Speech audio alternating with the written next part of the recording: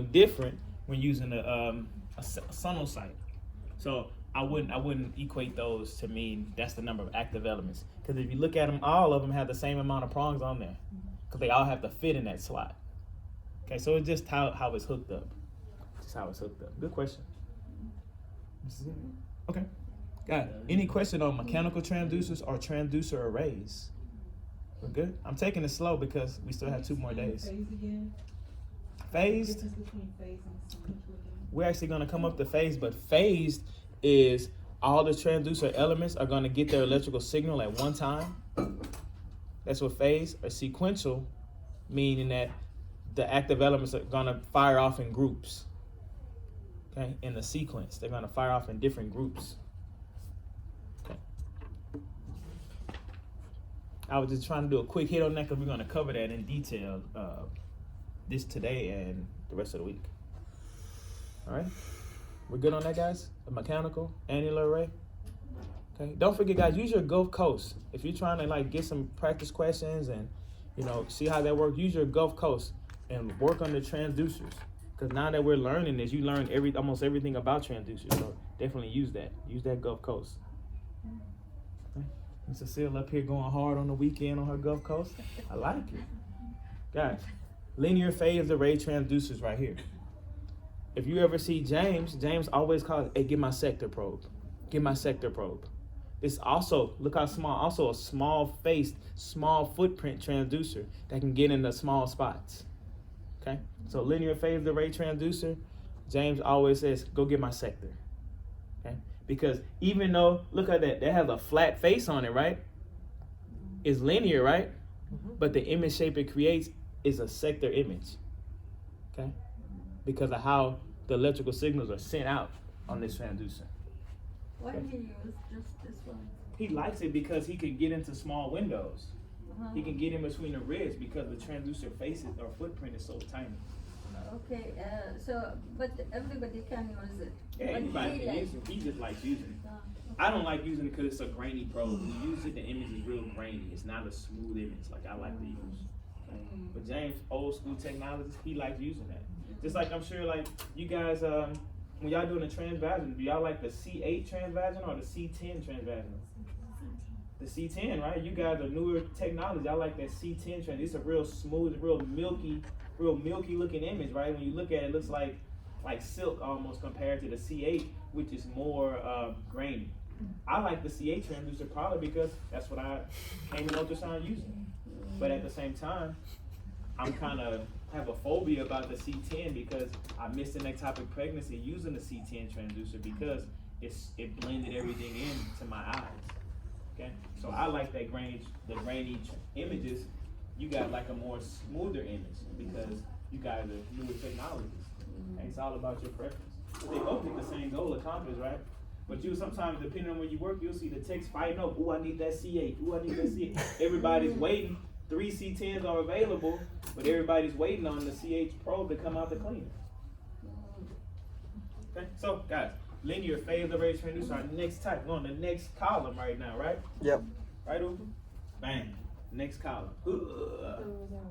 Okay, so linear phase array transducer, again, I already told you guys, it's compact. It's a small face, small footprint transducer.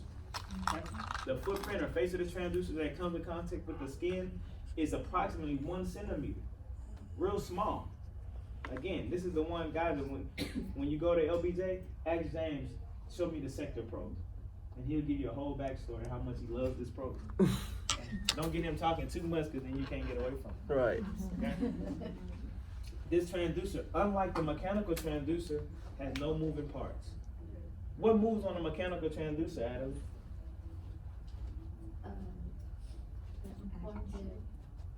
Not a trick question.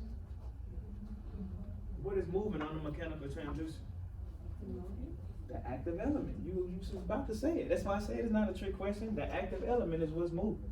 This linear phase array transducer is no moving parts on it. Okay? So it's going to be electrically steered, electrically focused. Okay? The beam is steered and focused using an electrical technique called phasing. Okay? Phasing.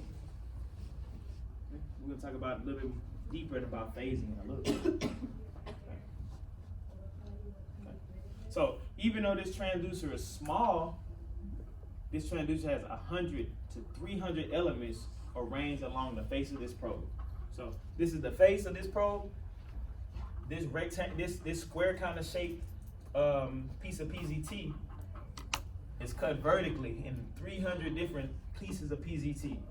That's a lot of wires, right? That's a lot of channels, right? On a probe that small. You know, it takes some kind of ultrasound guru, you know, great scientist to put this stuff together. Okay? Each element is shaped like a rectangle, right? Isn't it shaped like a rectangle? Mm-hmm. Okay. The width of each element is 1/4 to 1/2 of the sound's wavelength. What have y'all learned already that's 1/4 of the sound's wavelength? One-fourth is the material. The Damping. matching layer. The matching layer. Okay? The matching layer is 1/4 of the sound wavelength. The PZT element 1/2. is 1/2 of the sound wavelength. Okay? I'm always going to try to remind you guys that because that's going to be on the radar sheet 100%. Okay? So, the width of each active element is 1/4 to 1/2 of the sound's wavelength.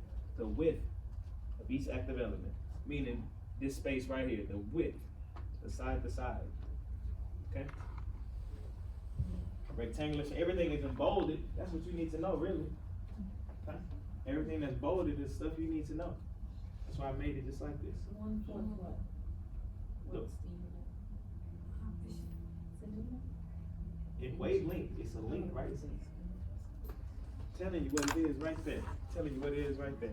100 and 300 elements. The number of elements, guys, I'm going to be straight up. You're going to have to take that to memory. Okay? The number of active elements for each of these transducers, you're going to have to take those to memory. Okay? Mechanical, 1 active element.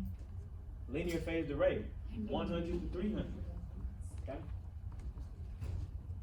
Now let's talk about the image shape. Ooh, again, guys, another fan or sector shaped image, similar to a mechanical transducer. Okay? Kind of like spokes on a bicycle, right? So even though it has a flat face, the way that this beam is being steered is creating this image shape. Okay? Oh, every time you do that, I'm like, huh? Okay. So, fan or sector shaped image for this linear phased array transducer. All right? So, the steering, guys, electronic steering through a process called phasing. Okay? Meaning that when we're talking about steering, meaning that it's gonna send that scan line out this way, send that scan out this way, send that line out this way, send that scan line out this way, until it comes all the way across. Scan line. Each little light is representing a scan line on this image. Okay? The beam is electronically transmitted without the use of moving parts, meaning that the system electronics is sending out the electrical spikes to this transducer that's creating this phasing technique. Okay? We're gonna talk real in depth about it, you know, because I know the book. It didn't talk in depth to this point. Okay? Pulses are emitted similar to a windshield wiper or spokes on a bicycle. But I want you to know, linear phase array, electrical steering. Okay? Electrical steering. Okay? Focusing. Electronic focusing, guys. Electronic focusing as well. Remember, linear phase array, phase means adjustable or multi-focus, right? We already know this from sound beam chapter, you know, axial ladder resolution chapter, okay? It allows the technology to manipulate the depth accordingly for clinical interest. Okay? Electronic, we know the focuses, right? Mm-hmm. Right there. This image right here, I want to have this image up because it's showing this actual one image. This actual machine has 4 focuses. Okay. What happens when you have more than one focus? What degrades when you have more than one focus? Attenuation. Temporal resolution. Temporal resolution is being degraded because now we're taking a longer time to create this one image, because instead of just sending one scan line per focus, now we have to send out 4 scan lines on that one line to equate all of these different focal depths. Modern phased array transducers can send multiple beams down the same scan line, thus providing multi-focusing capabilities. Right here, guys. Multiple focusing capabilities. Okay. Again, when you're doing multi-focusing, this is a horrible image, right? You can't even tell it's multi-focus, right? But if we would have seen it without the focus, I'm sure you would be able to tell it would be less, the quality wouldn't be as good. Okay.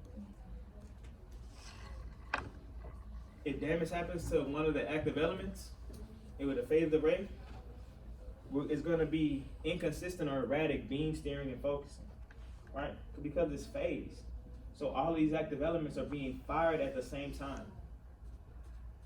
The effect on the damaged crystal cannot be precisely determined because each sound pulse is created by a complex interaction of sound wavelets emitted by the many active elements in the probe.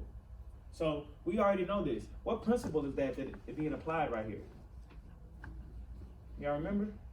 What principle is that when all these sound wavelets interact, they go through constructive and destructive interference to create the shape of the beam?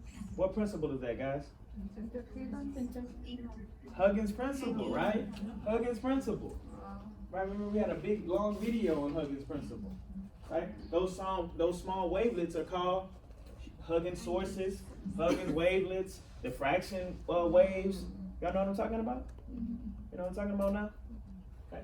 So that's why this is inconsistent or erratic beam steering and focusing, because it's using every single element in this transducer is needed to create the one sound beam. Okay? So what is the, like, is it gonna get affected or no? Definitely. By damage? But we can't predict how it's gonna be affected. You can't predict how it's gonna be affected. Can you see that it's affected? Cannot.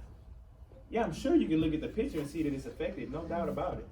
The thing is, I can't say this is how a linear phase array transducer element, when it breaks, is going to be affected like this every time. Okay. We don't know. You can't predict that.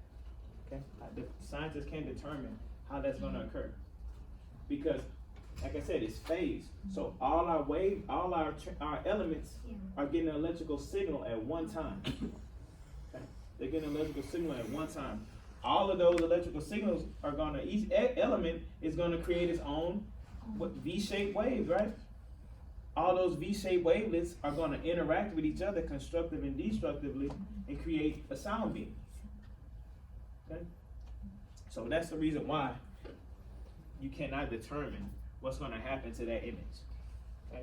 So when it comes to linear phased array, inconsistent or erratic beam steering and focusing if something happens to one of those active elements in that transducer. Okay. So, how many elements in the phased array probe are used to create a single sound pulse? I already told you guys, all of them. All the active elements in a linear phased array are used to create a sound pulse. That means it's 100 to 300 active elements could possibly be in a linear phased array transducer. That means all 300 elements are going to be excited from each channel, and 300 small wavelets are going to be formed. Those small wavelets are going to interact, right? Constructively and destructively. Okay? These the pattern of the electrical signals from the ultrasound system determines the sound beam's direction and focus. Okay? The same will happen when the sound beam return to the transducer. Remember, if one of the elements isn't working, that means it's not going to. We're not going to get it. We can't predict what that image. It could be no image. It could be an erratic image. It could be shaking on the monitor. You don't know how that's going to look. I don't use a linear phased array transducer. We're kind of starting guys from old, coming up to present transducers. So right now we're kind of in old school transducers. I don't use those. I'm sorry. I don't have any experience with them.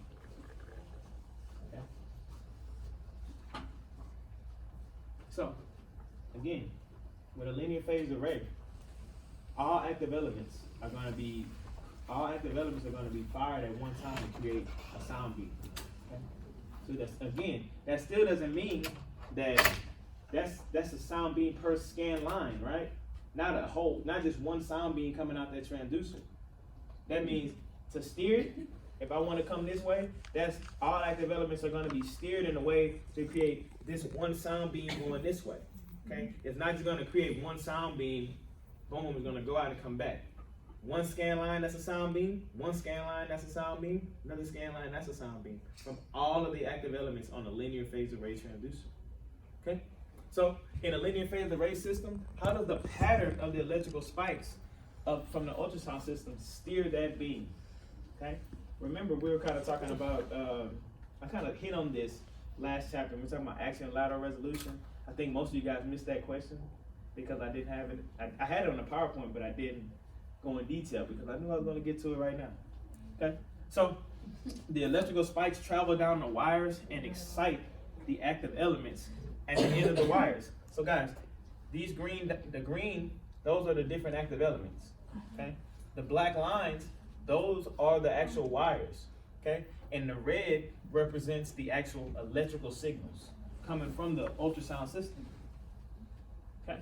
So looking at this, again, see, all of these are going to be excited at the same time, right? Because if we draw a line straight across here, they're all going to hit the active elements at the same time. Okay. That's why our beam, in this case, you can see that our beam isn't steered. Our beam is going to go straight down because it's hitting all of the active elements at the same time, exactly the same time. Okay. The electrical signals will arrive at their respective elements at exactly the same time. Like I said, each element creates small wavelets or human sources. So this active element is going to create a V shape. All these active elements are going to create a V shape. They're going to interfere constructively and destructively, creating an hourglass shaped beam. Okay. The wavelets, and again, at some point, all those interactions are going to create one beam. Okay, so this is an unsteered sound beam right here.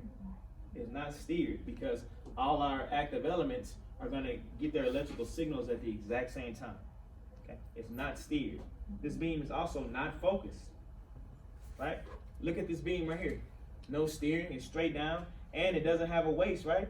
There's no waist on that beam, so it's unfocused as well.